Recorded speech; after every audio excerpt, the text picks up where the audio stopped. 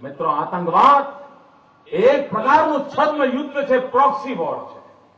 દુશ્મન દેશોએ ચાલુ કરેલો આ પ્રોક્સી વોર છે. જેટલા સેનાના જવાનો યુદ્ધના મેદાનમાં નથી મરાયા, એનાથી વધારે સેનાના જવાનો આ આતંકવાદ પ્રોક્સી વોરમાં મરાયા છે. જે રીતે યુદ્ધના સમયે આ દેશ એક બનીને ઉભો થઈ જાય છે, એક સ્વરમાં બોલે છે અને લડાઈ જીતવાના મક્કમ નિર્ધારથી આગળ વધે છે. સમયની માંગ છે કે આ પ્રોક્સી વોર સામે પણ એક બનીને મક્કમતાપૂર્વક લડ્યા વગર માનવતાને આતંકવાદથી મુક્ત નહીં કરી શકાય. આતંકવાદ સામે ઝઝૂમવું પડશે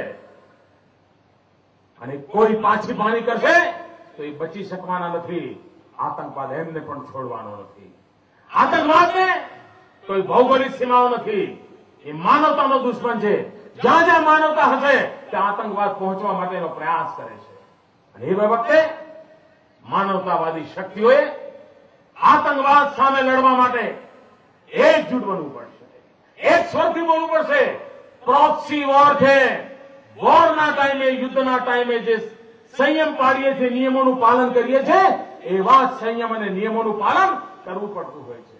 જેમ યુદ્ધનો સમય હોય અને બ્લેકઆઉટ કરવાની વાત આવે, ગમે તેટલું રાત્રે કામ હોય, ભણવાનું હોય, કારખાનું ચલાવવાનું હોય, તો પણ દેશનો નાગરિક બ્લેકઆઉટ કરતો હોય છે અને દુશ્મનની યોજનાઓને નિષ્ફળ બનાવતો હોય છે.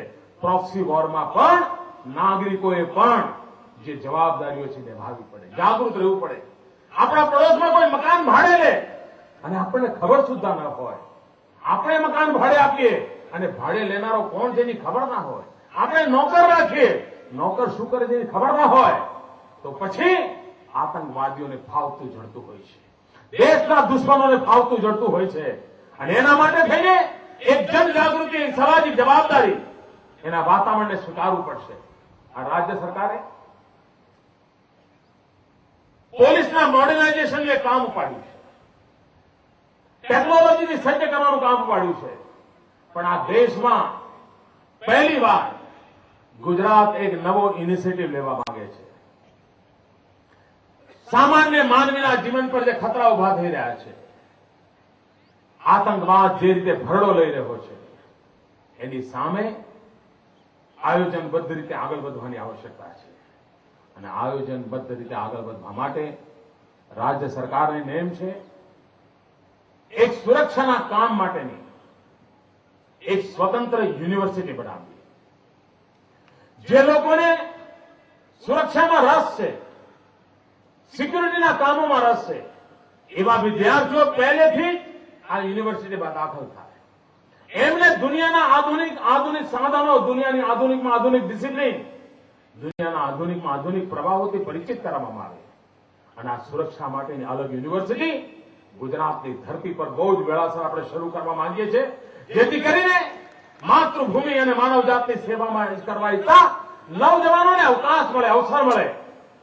એ પણ ગૌરવભેર મા ભારતીની સેવા, માનવજાતની સેવાના કામ માટે સુસજ્જ થાય અને એકવાર આ દેશમાં એક પહેલી યુનિવર્સિટી બનશે. આતંકવાદની સામે લડવા માટે ટેકનોલોજી અને વિજ્ઞાનની પણ આવશ્યકતા છે. અને એટલા માટે બીજું એક મહત્વનું કામ આ રાજ્ય સરકારે કરવાનો નિર્ણય કર્યો છે, અને એ છે ફોરેન્સિક સાયન્સ યુનિવર્સિટી. ટેકનોલોજી દ્વારા ગુનેગારોને પકડવા. કારણ કે આજે આતંકવાદીઓ આધુનિકમાં આધુનિક સાધનોનો ઉપયોગ કરી રહ્યા છે, સાયબર વર્લ્ડનો ઉપયોગ કરી રહ્યા છે, ટેકનોલોજીનો ઉપયોગ કરી રહ્યા છે. તો એના માટે થઈને આપણી ફોરેન્સિક સાયન્સ લેબોરેટરીઝને વધુ સજ્જ બનાવવાની આવશ્યકતા છે. જેમ ફોરેન્સિક સાયન્સ લેબ, આજે ગુજરાતની ફોરેન્સિક સાયન્સ લેબોરેટરી એ સમગ્ર હિન્દુસ્તાનમાં અવ્વલ નંબરનું સ્થાન ધરાવે છે. દેશના મોટામાં મોટા કેસ એના ઉકેલ માટે ગુજરાતની ફોરેન્સિક સાયન્સ લેબ પાસે આવે છે. આપણી પાસે આટલી મોટી વૈજ્ઞાનિક શક્તિ છે, એ સમાજની પૂંજી બને, રાજ્યની શક્તિ બને. એટલા માટે આ રાજ્ય સરકારે જેમ અલગ પોલીસ માટેની યુનિવર્સિટી બનાવવાનો નિર્ણય કર્યો છે, સુરક્ષા એજન્સીઓ માટેની યુનિવર્સિટી બનાવવાનું નક્કી કર્યું છે, એ જ રીતે આ રાજ્યમાં ફોરેન્સિક સાયન્સની અલગ યુનિવર્સિટી બનાવીને બીએસસી થયેલા ગ્રેજ્યુએટના કોર્સિસ ચાલુ કરવાનો અત્યારે તાકીદે આપણે નિર્ણય કર્યો છે. એક સજ્જતા લાવવી છે, એક નવી ક્ષમતા ઉભી કરવી છે, પરંતુ ગુજરાતની ધરતી પર આતંકવાદને ખતમ કરવાના નેમ સાથે ગુજરાતની સરકાર, ગુજરાતની જનતા આગળ વધે એ આપણો પ્રયાસ છે. આ દેશમાં એક એવી જમાત ઉભી થઈ છે જે જમાત પોલીસનું મનોબળ તોડવા સિવાયનું કોઈ કામ નથી.